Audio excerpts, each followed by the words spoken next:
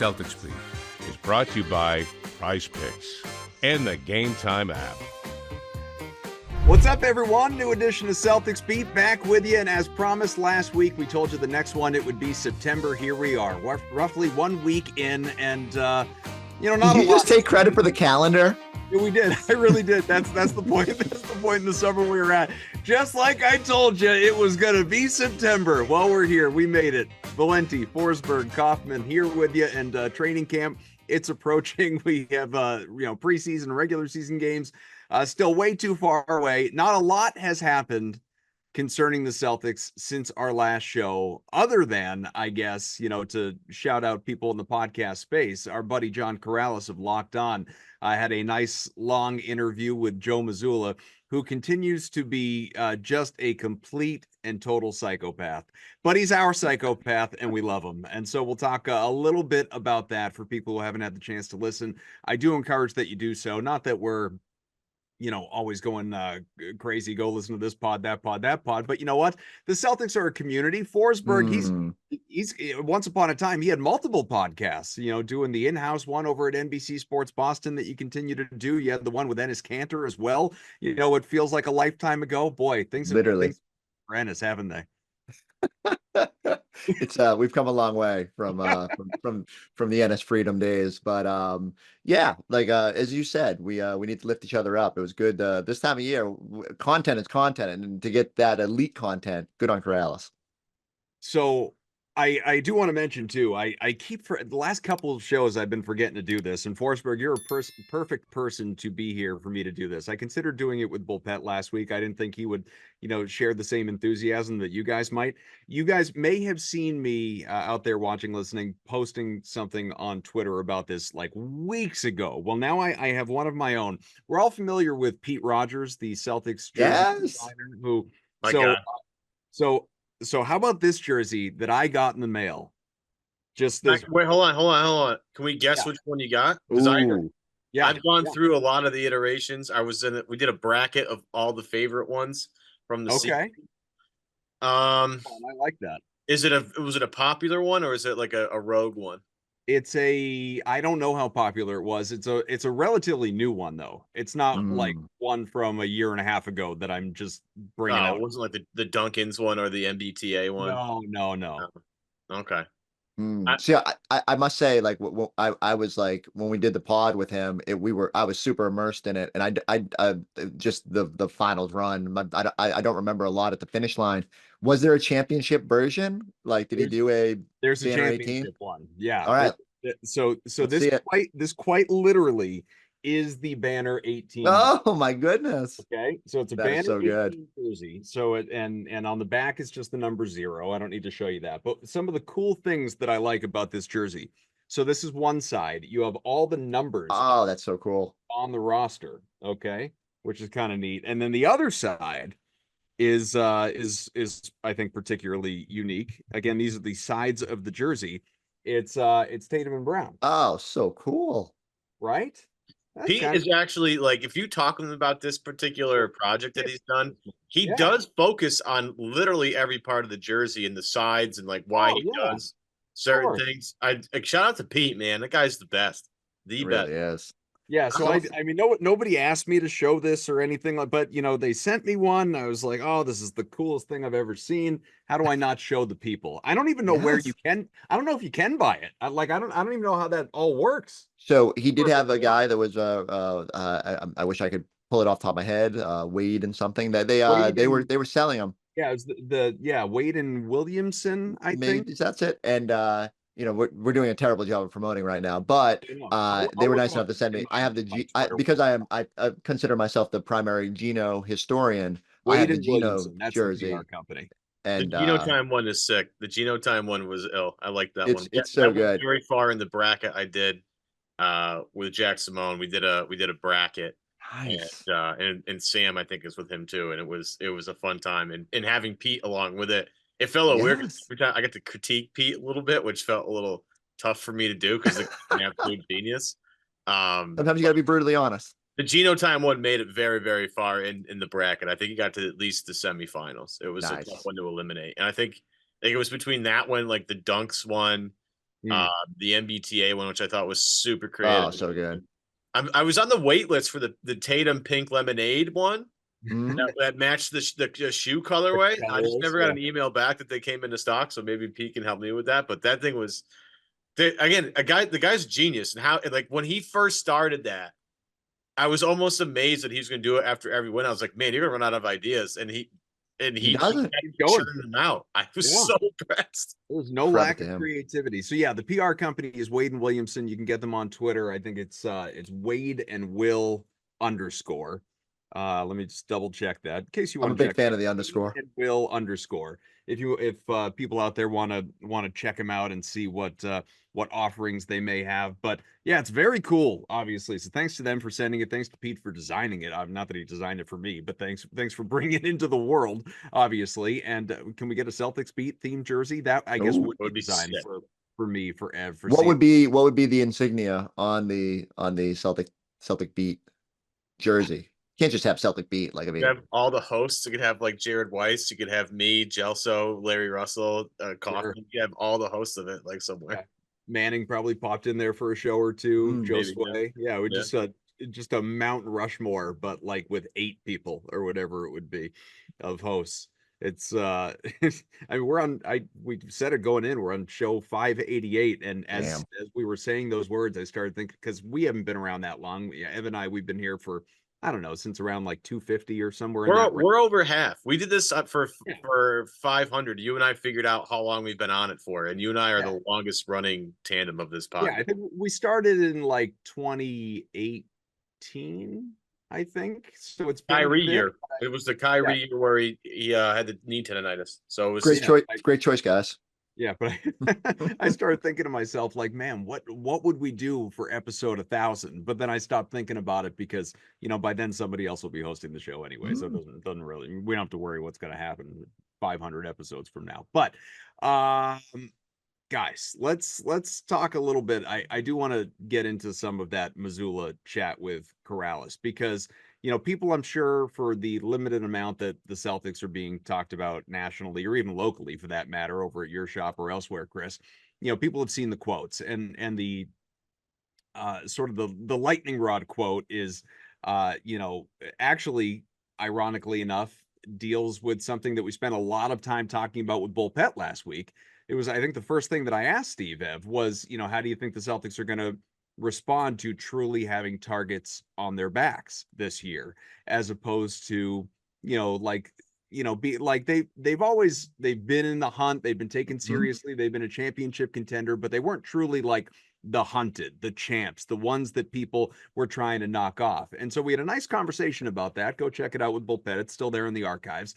But the Mazzulla stuff, he's like, I want the target on the forehead. I want to see the red dot. Like, this is lunatic, absolute lunatic. But honestly, that's not even my favorite quote from all of this stuff. My favorite, like, truly like, get to know Joe Mazzulla kind of quote, and it shouldn't surprise anyone, but if you missed it, is Corrales is asking him about like how he spends his downtime and what do you do to break away and disconnect and not think about the Celtics and all of that stuff.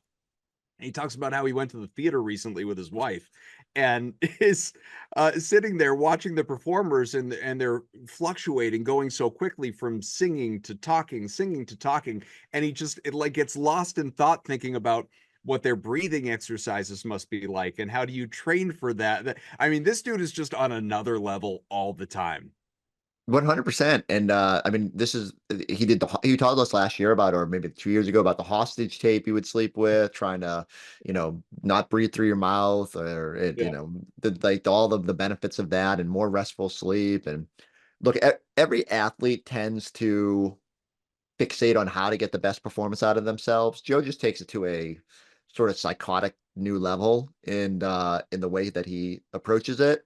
And yet none of it surprises us, right? So when we were out in Vegas, Tatum was talking about how, like, the day after they win, that when he was in there signing his contract, and Joe's talking about plays that he wants to run for next season, and like the whole idea of being a champion. And Tatum's like, yo, man, can you just enjoy this for a day, like a week, and then we'll start talking about next season? I think we all know by now they've turned the page, but I do like, if you were worried about, there's been no repeat champion in the past 5, right? And if you were worried that the Celtics might fall into some of those pitfalls, the complacency, the just having that target wherever it is, on your back, between your eyes, anywhere on the body part, uh, like this is one team that is sort of built to avoid it, from, Mazzulla, the way he leads this team, and then the motivation that Jayson and Jaylen got this summer. And so, like, we were talking this week on our network about like win totals, and people were saying, "Oh yeah, it's definitely going to come down from 64." And I'm like, "Are we sure about that?"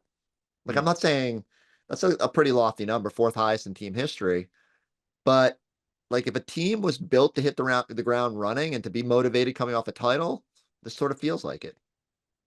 Yeah, what I just love Joe. And what I love about Joe Mazzulla is he's never going to say anything is too crazy to think about. He's always entertaining another way of thinking to try and make the team better or try and do something better. And that's a really important part of being a head coach or being a leader of any group of people, to try and, okay, let's see if this works. Okay, that didn't work. Let's see if this works. And when I get back to Missoula in terms of the way he speaks, it's like everybody talks about having the target on their back, and he's like, "No, I want to see it. I want to have it I want to have it on my forehead." Like that's the kind of stuff where I sit back and I laugh a little bit. And I'm like, man, I'm just glad he thinks this way, because I don't think a lot of people that coach in the NBA think about it that way. I think they think about it differently. And it's nice to have a thinker that's not part of this groupthink thing, that he's a little bit weird and aloof and different, but it certainly helps to have someone like that. And that's the power, Forsberg, that you get when you win a title. He's gone from being really weird to being a genius because he has that ring on his finger now. And, Well, but there are also a lot of people that get kind of fat and happy after winning, right? Players, but coaches most especially, and he's just not built that way. And that's the one thing I keep going back to, is like I mean, if you rewound this program a year ago, what were we talking about? Like, oh, okay, Joe got thrown into a tough situation, but is he going to be able to win over the court of public opinion? And, oh, are they bringing in Sam Cassell and Charles Lee to both help guide him, but also potential safety nets and all that? And like you blink your eyes, and now all of a sudden winning helps. But I do think we got to see the Joe experience on a like a full scale last year, and we realized like it's crazy, but it works. And most importantly, he got the buy-in from the players. And so regardless of like how you are and how you approach this, if you can get that, and if you can deliver your team to the highest level, then you're going to be embraced. And look at the first 3-game losing streak. We'll complain about something, but they didn't do it last year. They didn't have a 3-game losing streak, right? So maybe we won't. And I do enjoy sort of, I've probably said this on your program before. Like, I enjoy when people are just authentic to themselves. Like, there's just this general, like with life, we all try to maybe fit a mold. And, depending on what you do for work, you might step outside your normal comfort zone because you feel like you have to be accepted, or to like whatever. Like I'm going, I think it can apply to anybody and what they do. But Joe is just like, I'm going to be myself, and I'm going to believe in what I believe in. I'm going to do my jujitsu training in the 5 minutes of spare time that I have. I'm going to think about how people breathe. I'm going to embrace the idea when most coaches would be like, oh, there's no target on our back. Joe's like, no, we love it. We have it. We're embracing it. And that's just Joe. And so I think the team is in a really good spot with a coach who just feels like he can be himself, and, not only can be himself, but get the most out of his players. Prize Picks is America's #1 daily fantasy sports app. Over 5 million active members. It's a big number, and for good reason. Prize Picks, it's the easiest, most exciting way to play daily fantasy sports. And unlike other apps, on Prize Picks, it's you against the numbers. That's it. All you do, you pick more or less on 2 to 6 player stat projections. You watch the winnings just simply roll in. Prize Picks is getting you ready for this football season with a slam dunk offer for the entire month of September, folks. Caleb Williams, Bears quarterback, #1 pick. All he's got to do is notch 1 passing yard at any game the entire month of September. Just 1, Kaufman. Just 1. That's it. Any game in September, 1 passing yard. Use that pick with any other combination of stat projections to start building your bank account today. All right, well, Prize Picks is the only real money daily fantasy platform with an injury insurance policy. So your lineups, they stay in play even if one of your players does get injured. If your player leaves in the first half, doesn't return, Prize Picks, well, they keep your picks still alive, which is a wonderful thing, obviously. Download the Prize Picks apps today. Use code CLNS. Get $50 instantly when you play $5. Get $50 instantly when you play just $5. Code CLNS on Prize Picks. Again, get $50 instantly when you play $5. You don't even need to receive to win to receive the $50 bonus. You just get it by playing that $5. I mean, truly, find me a better deal. I'm not sure you can. It's guaranteed. Prize Picks, run your game. And look, Ev and I don't know Joe. You know, we haven't chatted with Joe. You obviously are, you know, I'm not going to presume that you're close, but you know him in a way that we don't know him, you know, through media access and attending so many practices, games, pressers, all of that stuff. You know, I listen to him, I see him, and there's a part of me that worries a little bit, you know, that intensity that he has worries a little bit about burnout, right? You know, because you would think it accelerates when you're just so dialed in all the time in that way. And certainly, whether or not he's ever talked about it, I don't remember. But Brad Stevens, I think, was kind of affected by that in the end. I think that, you know, when he moved from head coach to president of basketball operations, I think that he was ready for that change. He was ready to, you know, kind of get off the road in the same way, and the travel and the grind that is coaching. It's a different grind. He's still in a grind, but you know, a grind that allows for more of a work-life balance, as obviously he has discussed. So I think to myself sometimes, like, is you know, Joe's a young guy. He's only been at it for a couple of years, so we're nowhere close, but at the same time, is burnout a factor? And then Forsberg, I think of someone like, you know, Dan Hurley, who is a complete and utter psychopath in many similar ways to Mazzulla, honestly. And if that dude's not getting burnt out anytime soon, I'm not sure Joe is either. Yeah, you know, I guess the one comp that came to mind when you were talking was like Tom Thibodeau, right? Like, doesn't leave the facility, is a little bit psychotic in the way he manages his rotations and playing guys all these crazy minutes. You know, like, you would think there's a shelf life to it and that at some point you have to dial it back, but there are coaches out there who have been super successful that just, again, lean into that. Lean in, that's who they are, and it works. And we all just need, they're not going to change, so we need to embrace it. And I just feel like that's the way it is with Joe. That, you know, at first we were kind of waiting for him to tweak all these things. And, you know, there were little things, got rid of the gum, and, you know, we hear about the again, the breathing stuff. But, like, you know, ultimately he was going to coach the way he does. And I don't know, like, I feel like if he tried to change, if he tried to downshift, probably wouldn't work. Like, it's just, that's who he is. This is like, he's always going to be kind of, and I don't know, maybe 10, 15 years from now, if he's lucky enough to still be coaching this team and enjoying the success that he has and still wants to do this, maybe he'll morph into a more gentler approach. But right now it works. And so just keep leaning into it, keep being who you are. And as long as you're bringing home Larry O'Brien trophies, no one's going to quibble. Well, to your point about the authenticity too, that actually reminds me of another thing that he said to Corrales, because John kind of asked him, like, would you prefer to be that guy?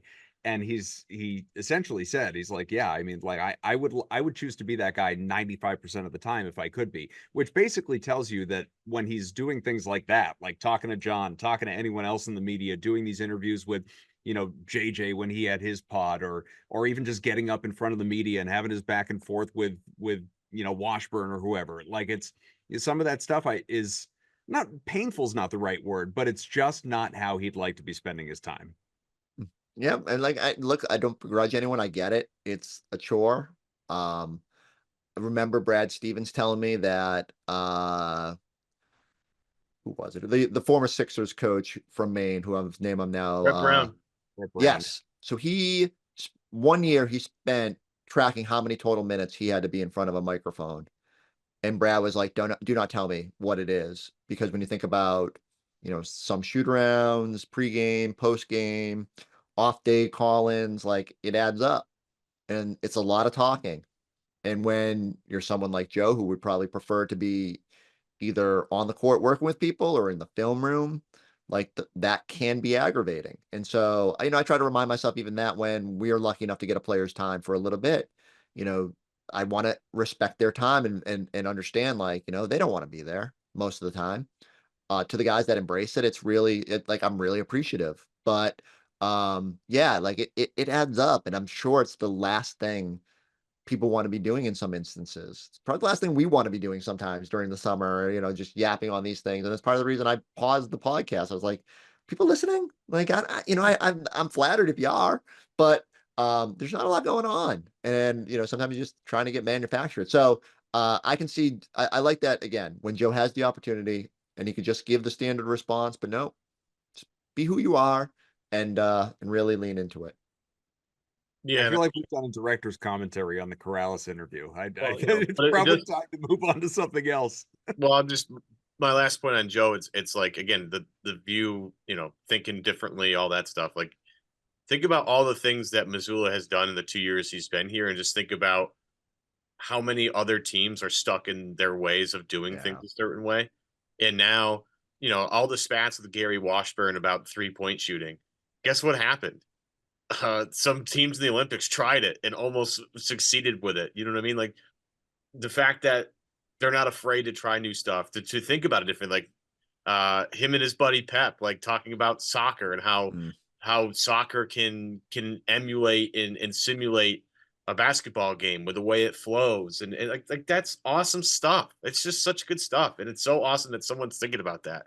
And I'm just super thankful that Joe is the head coach of the team that we cover, because there's never going to be a lack of content, boys, at any point when we're doing this. This is content gold for everybody. But And shout out to Brad. The other thing I would say is shout out to Brad Stevens for not only identifying in the immediate aftermath of the Ime situation that this guy, while young, while there was probably going to be some bumps in the road, was going to figure it out, had the acumen to thrive in that position, but also didn't overreact after year one when a lot of us were all over Joe for a lot of the little stuff and the timeouts and the math game and everything. Understanding that it would pay off long term. And I don't even guess it's long term, like it's 2 years, but like, giving him that confidence, from giving him the contract at midseason in that first year and just like leaning into, okay, this is our guy. He was rewarded handsomely, and credit for Brad. Like, he saw it. It's sometimes hard, I think, for GMs and coaches to identify, I think they know what they're looking for, but to find the right person to push your group. And Brad knew that there was something inside of Joe that could help get the even more out of this team than both him and Ime could have. I just want real quick, Coffin, before we move. Mhm. We had an interesting text exchange about toughness from a head coach and the toughness that comes from Joe Mazzulla versus the toughness that came from Ime Udoka back when Ime was the head coach, and how different they are. And yeah, we all remember the Ime, the way he tried to toughen guys up. I just prefer Joe's way of trying to talk to people. Seems to be a little bit more effective than Ime's. Although Ime was a good head coach while he was here, and obviously has done well so far in Houston. But like, to me, I think Mazzulla has a little bit more. It was more condescending. Yeah, It was more of a condescending, form of, I don't want to say form of leadership necessarily, but it was just, he wasn't afraid, for better or worse. And generally he's had success as a head coach on the court, but he has, it's like he's not afraid to obviously air guys out in the media, back him over with the bus and run him over again. Joe is much like no one says love more than Joe Mazzulla, and no one will try and lift you up more if you're in his circle than Joe Mazzulla will. And I just think it's totally different approaches. Doesn't necessarily, you can decide for yourself whether you think, one is better than the other, because I don't believe that Joe, I don't know if, I wouldn't say he like coddles by any means. No. Like you could look at like, the people are always griping about today's athletes and how they have to be managed, coddled, massaged, whatever the word.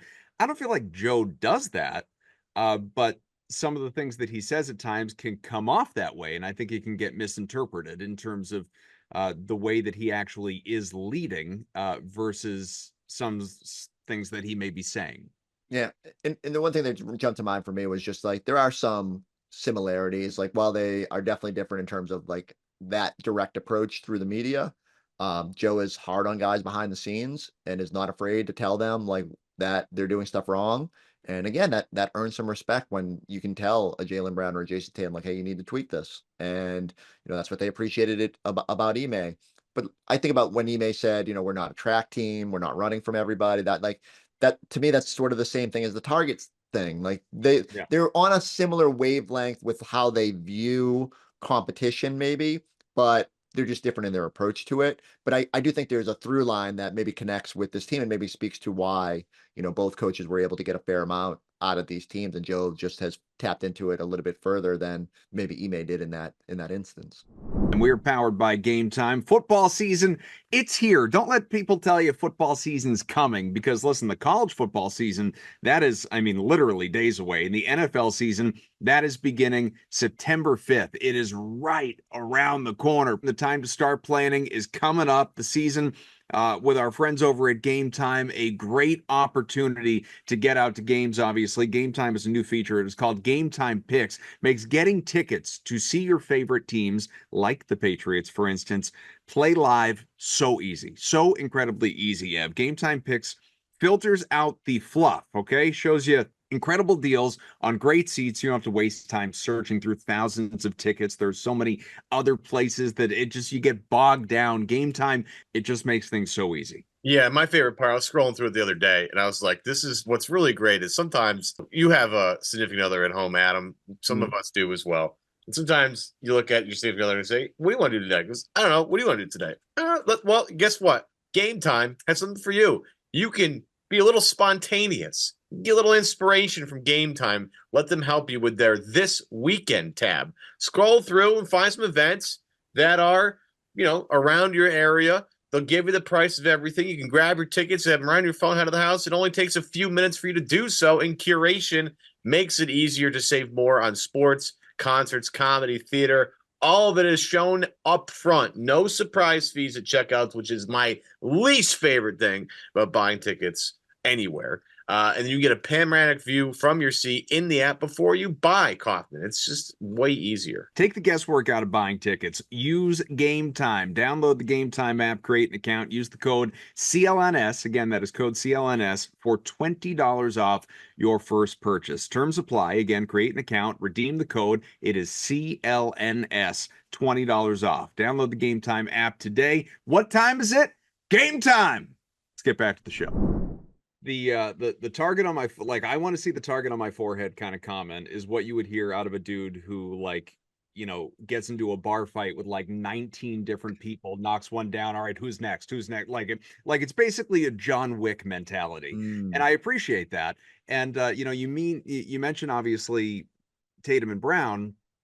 I say nothing happened this week. I guess there have been a couple things. Charles Barkley did an interview. Was it with Simmons, as I recall? And was talking about, sort of the latest, just to say, man, good job. You've pissed off 2 of the top 10 players in the NBA entering a brand new season on a title defense. Watch out, rest of the league. And we brought that up, weeks, if not months ago, with Himmelsbach when he was on with us, Ev. And, Adam kind of downplayed it and said, it's sort of the old argument of you can't give more than 100%, right? You can't just go, you can't go out and give 110%. Your most is your most. But I do think motivation obviously can change. There are guys, it's a long season. Guys do take nights off. And I don't mean in the literal sense where they're sitting in street clothes. There are just some nights that guys aren't, maybe giving it their all because it's a back-to-back or it's a Monday in Charlotte or what have you. I think we're going to see less of that this year, because I do think, sort of going back to what you mentioned before, Chris, about the win total and expectations for this year, as many things as maybe working against them in the short term of the regular season, like the amount that Horford's probably going to sit, or minutes that he'll be limited as he gets up there in age, or the fact that Porzingis in all likelihood is going to miss at least half the season, and whatever other built-in rest or injuries that come up along the way. I think we might see another level of Brown and Tatum off of what has happened this summer. Yeah, that we so commonly, when we say oh, Porzingis isn't going to be out there, who needs to step up? And we say, oh well, Nemish Queta and Luke Cornett and all these other centers got to take it up a level, and that's not wrong. But I start thinking about you giving Tatum a little bit more freedom to sort of impart himself on the game. And I do think there were times last year where he just understandably downshifted a little bit, but maybe he needs to be a little bit more aggressive in scoring for stretches if you don't have Porzingis. And now, like, there was large stretches last year where that happened and it didn't necessarily mean, but you couple that with the motivation of, where does Jayson Tatum rank among superstars and why didn't he play as much as he did? And anytime there's just a little reminder of Team USA over there, I can see Tatum being like, might be a night where I go out there and try to turn it up a little bit and show that maybe I should have been on the floor a little more often than I was. And especially, what is it, November, when Steve Kerr and Golden State visit TD Garden. That matchup usually wasn't in the early season. I think it's funny that all of a sudden the league pushed that one up just a few months to give us that little mid or early season appetizer. So I do think it's really a good thing for the Celtics that they do have that motivation. I get what Adam was saying in terms of, like, you can only play to what you're capable of, and sometimes it's like a detriment to try to go outside yourself. One of the things the Celtics team does so well is plays within itself and, like, getting everybody involved and embracing that team aspect. But I don't know. I kind of like the idea of Jaylen Brown sitting there, and if there's just one night, Monday night against, trying to think who a terrible opponent is, Charlotte, Indiana. No, not Indiana. Indiana's good. But like some team that he just needs a little bit extra motivation, and someone holds up a picture of Grant Hill. Let's go. It's time. Like, I just feel like Jaylen's gonna be motivated to just remind the league. I think in that interview, Barkley said that they have 2 top 10 players, and I haven't heard a lot of people putting Jaylen Brown in that top 10 conversation. But man, based on the way he played, got 2 shiny trophies that show how far he's come. He's coming back with something new. Like, maybe that free throw percentage goes up, maybe the 3-point percentage goes up, whatever it is. Maybe it's incremental growth in any of those areas, playmaking, defense, whatever the case may be. But yeah, there's a real conversation to be had about the most impactful two-way players in the league. And I think in that conversation, Jayson and Jaylen are clearly 2 of the top 10 players in the league. Yeah, I found that interesting too, because I don't think anybody that discusses the NBA on a semi or regular basis would consider Jaylen Brown to be top 10. I mean, Twitter opinion is always interesting. Leave it at that. But like Josh Eberle put together a poll of like 146,000 votes, and Tatum finished 13th amongst people in the NBA. And I was like, where are we? Like, what are we doing here? Like, how is this possible? The guy just won an NBA title, was like the best guy in a championship team, and he's like the 13th best player in the NBA. I'm like, what is going on here? It is interesting too, though. Tatum mentions, like, they do see this stuff. And, from got 3 guys that have watched both these guys, come into their own and become NBA champions. Like, these 2 guys always work on something in the offseason. Like, there's never been a question. We haven't sat here like wondering if Ben Simmons is going to come back with a jump shot or not. Like, nope, these guys put the work in. It shows clearly every single year that they're better at something. What do they get better at this year? I don't know. We'll find out. But like, it's awesome to have 2 highly motivated guys leading a team that's trying to repeat for the first time, like, again, for anybody since the Golden State Warriors. So it's going to be excellent there. And, to have Barkley say 2 top 10, I mean, I think we would both all agree, like, top 15, like, this is not a discussion. But to your point, Forsberg, like, there aren't too many guys that it can impact a game at the level that Jaylen can, especially defensively on the wing like that. That's just, there's not too many guys walking around. Never mind that. All the new stuff that he shows, really put it all together this year. And it's like, it makes you think, with all these workouts in the pool and his new nickname of Aquaman, like, what is Jaylen have in store for us in 2024, 2025? Jason Momoa going to be sitting courtside during some of these games? Right? Celtics need to lean into it. Get him next to everybody down there. It'd be fun. So before we do wrap up, one, I keep saying again, nothing happened. No, what another thing? I don't know how much credence you want to put in it, but there was a story out of EEI this week. Courtney Cox on the morning show said that the bidding for new ownership for the Celtics is down to 3. There are 3 finalists, according to her report. That is Wynn, that is Jeff Bezos, and that is Fenway Sports Group. You didn't hear me say Steve Pagliuca. So I'm curious Evan and I, we're not reporters. We react to this stuff. You, Chris, are, maybe not as much a reporter as you once were because you're more of a TV personality at this point, but you still report, you still write, you still got those journalism bones in you.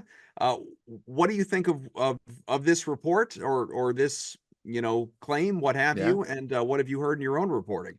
Yeah, like I mean, I think there what's frustrating, or maybe not frustrating, but what's difficult is like there just hasn't been a lot of information put out there where it is a little weird to me that 2 days after the season ends, they're like, hey, selling the team, like it's been over 2 days after the parade, whatever it was, selling the team, and here we are 2.5 months later, and really hasn't been much progress, presumably, besides like Pagliuca saying he'd like to be part of the process.